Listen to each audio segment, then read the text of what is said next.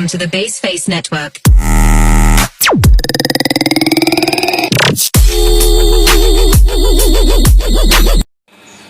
Assalamualaikum warahmatullahi wabarakatuh.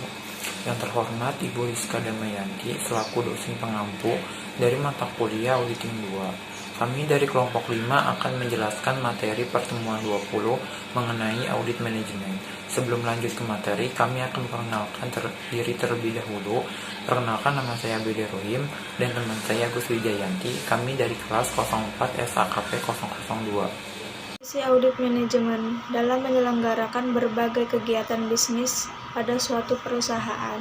Salah satu faktor yang harus diperhatikan adalah bagaimana meningkatkan efektivitas, efisiensi, dan ekonomisasi perusahaan, sehingga kinerja perusahaan dapat terus ditingkatkan. Oleh karena itu, manajemen puncak dari suatu perusahaan harus mengetahui apakah perusahaannya telah mencapai efektivitas, efisiensi, dan ekonomisasi dalam rangka mencapai tujuan perusahaan. Untuk memenuhi kebutuhan manajemen puncak tersebut, maka diperlukan suatu instrumen yang disebut audit manajemen. Audit manajemen merupakan audit terhadap manajemen suatu organisasi secara keseluruhan untuk menilai unsur-unsur manajemen suatu organisasi tersebut, apakah telah direncanakan, dilaksanakan, dan dikendalikan dengan prinsip-prinsip manajemen yang baik dan benar sehingga fungsi-fungsi pada suatu organisasi tersebut dapat meningkatkan efektivitas, efisiensi, dan ekonomisasi serta kesesuaian terhadap kebijakan setiap operasi dan dilaksanakan. Tujuan audit manajemen berbeda dengan audit keuangan yang bertujuan untuk mengetahui apakah laporan keuangan sudah sesuai dengan standar akuntansi keuangan (SAK) dan disajikan secara wajar. Audit manajemen bertujuan untuk menilai efektivitas, efisiensi, dan ekonomisasi dari sebuah perusahaan. Selain tujuan yang berbeda, orientasi dari kedua jenis audit tersebut juga berbeda. Audit manajemen berorientasi pada masa depan terkait dengan peningkatan kinerja operasional perusahaan, sedangkan audit keuangan berorientasi pada masa lalu. Penggunaan laporan hasil audit manajemen. Laporan hasil audit manajemen didistribusikan terbatas kepada manajemen perusahaan, internal perusahaan. Karena penggunaannya terbatas, maka laporan hasil audit manajemen tidak memiliki bentuk baku seperti laporan keuangan, sehingga laporan hasil audit manajemen antar perusahaan akan berbeda sesuai kebutuhan perusahaan masing-masing. Perbedaan audit manajemen dengan audit keuangan. Tujuan audit manajemen menilai dan meningkatkan efektivitas, efisiensi, dan ekonomisasi pengelolaan seluruh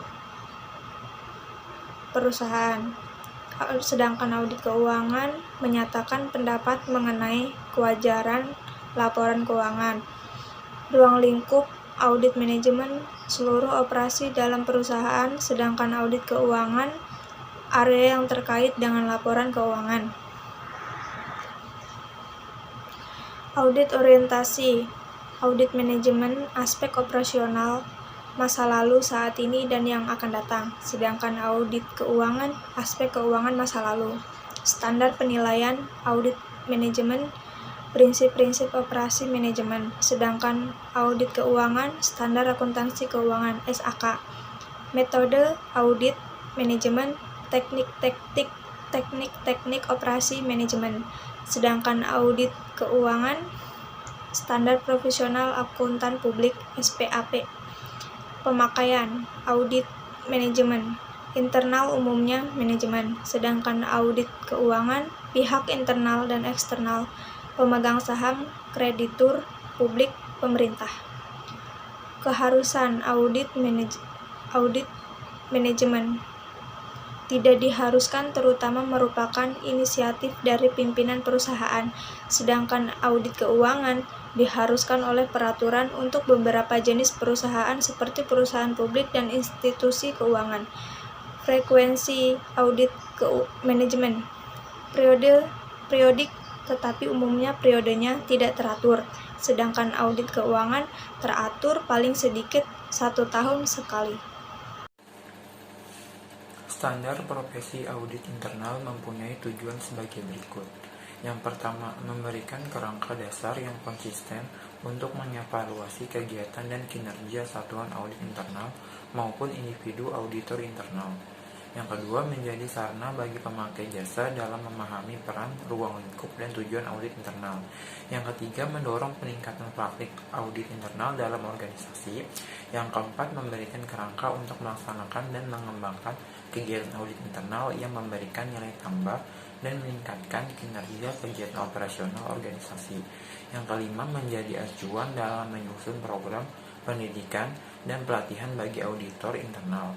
Yang keenam, menggambarkan prinsip-prinsip dasar praktik audit internal yang seharusnya. Audit internal mempunyai ciri utama yaitu kesediaan menerima tanggung jawab terhadap kepentingan pihak-pihak yang dilayani. Agar dapat mengemban tanggung jawab ini secara efektif, audit internal perlu memelihara standar perilaku yang tinggi. Kode etik auditor internal memuat standar perilaku sebagai pedoman bagi seluruh auditor internal. Standar perilaku tersebut membentuk prinsip-prinsip dasar dalam menjalankan praktik audit internal. Standar profesi audit internal mempunyai tujuan sebagai berikut. Yang pertama, memberikan kerangka dasar yang konsisten untuk mengevaluasi kegiatan dan kinerja satuan audit internal maupun individu auditor internal.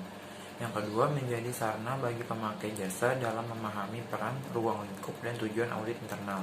Yang ketiga, mendorong peningkatan praktik audit internal dalam organisasi. Yang keempat, memberikan kerangka untuk melaksanakan dan mengembangkan kegiatan audit internal yang memberikan nilai tambah dan meningkatkan kinerja kegiatan operasional organisasi. Yang kelima, menjadi acuan dalam menyusun program pendidikan dan pelatihan bagi auditor internal. Yang keenam, menggambarkan prinsip-prinsip dasar praktik audit internal yang seharusnya. Selanjutnya ada jenis audit manajemen. Audit manajemen dapat dibagi dalam 3 kategori, yaitu audit fungsional, audit organisasional, dan penugasan khusus. Dalam tiap audit, tujuan utamanya adalah mengevaluasi pengendalian internal terkait efisiensi, efektivitas, dan ekonomisasi. Yang pertama ada audit fungsional.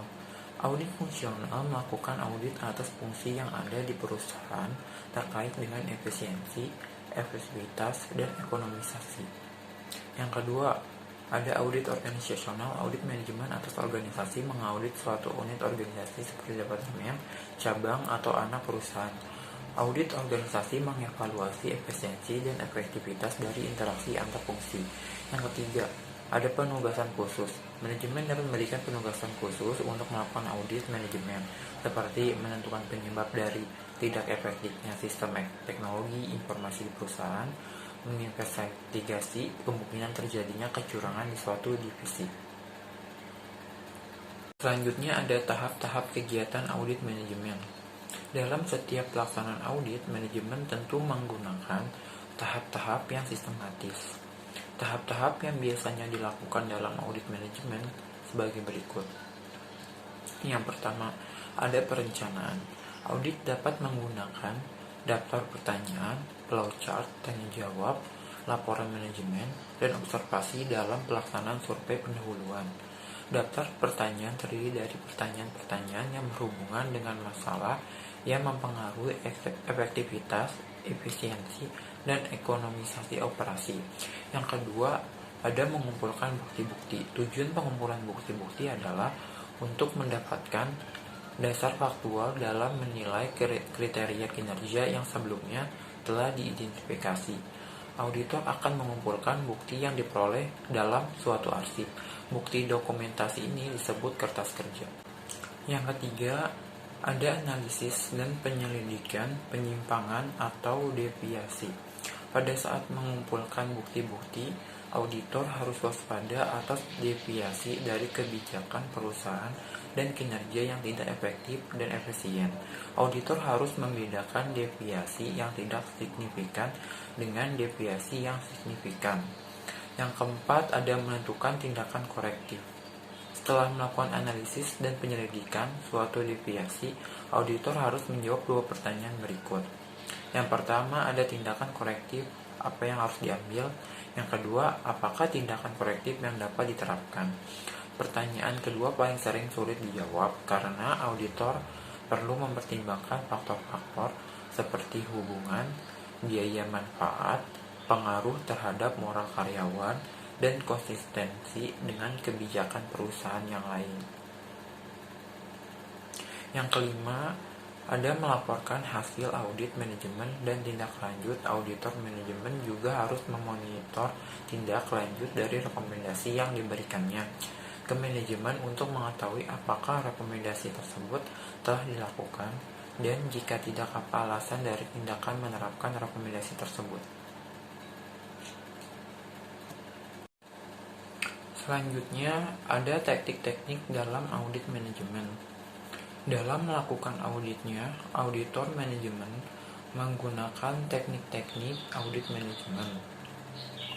Teknik-teknik audit manajemen meliputi berikut ini. Yang pertama, ada survei pendahuluan. Survei pendahuluan merupakan langkah pertama dalam proses audit manajemen. Tujuannya adalah untuk mendapatkan pemahaman tentang informasi dan perspektif yang memadai mengenai auditi agar audit yang dilakukan mencapai tujuannya. Yang kedua, ada audit program. Audit program merupakan alat penghubung antara survei pendahuluan dan pekerjaan lapangan. Dalam penyiapan audit program, auditor manajemen harus mempertimbangkan hasil-hasil dari langkah-langkah yang dilakukan selama survei pendahuluan. Yang ketiga, ada pekerjaan lapangan. Pekerjaan lapangan adalah proses sistematis untuk mengumpulkan bukti-bukti secara objektif mengenai operasi perusahaan dan mengevaluasinya. Tujuan dari pekerjaan lapangan adalah untuk menyelesaikan prosedur audit yang dinyatakan dalam audit program terkait dengan tujuan audit. Yang keempat, yaitu membuat kertas kerja. Kertas kerja mendokumentasikan proses audit. Kertas kerja mencatat informasi yang diperoleh dan analisis yang dilakukan selama proses audit. Kertas kerja dibuat mulai dari pertama, auditor menjalankan tugasnya sampai merekomendasikan tindakan korektif dan mengakhiri proyek audit. Yang kelima, ada melakukan temuan audit. Temuan audit adalah kondisi penyimpangan dari norma atau kriteria yang dapat diterima yang diidentifikasi oleh auditor manajemen dan memerlukan tindakan korektif. Tidak semua kesalahan yang ditemukan auditor manajemen perlu dilaporkan karena beberapa kesalahan mungkin tidak signifikan atau tidak material dan tidak memerlukan perhatian manajemen. Kesalahan lain mungkin sangat signifikan atau sangat material dan memerlukan tindakan perbaikan. Sekian materi yang dapat kami jelaskan, semoga dapat bermanfaat untuk kita semua. Kurang lebihnya mohon maaf. Wassalamualaikum warahmatullahi wabarakatuh.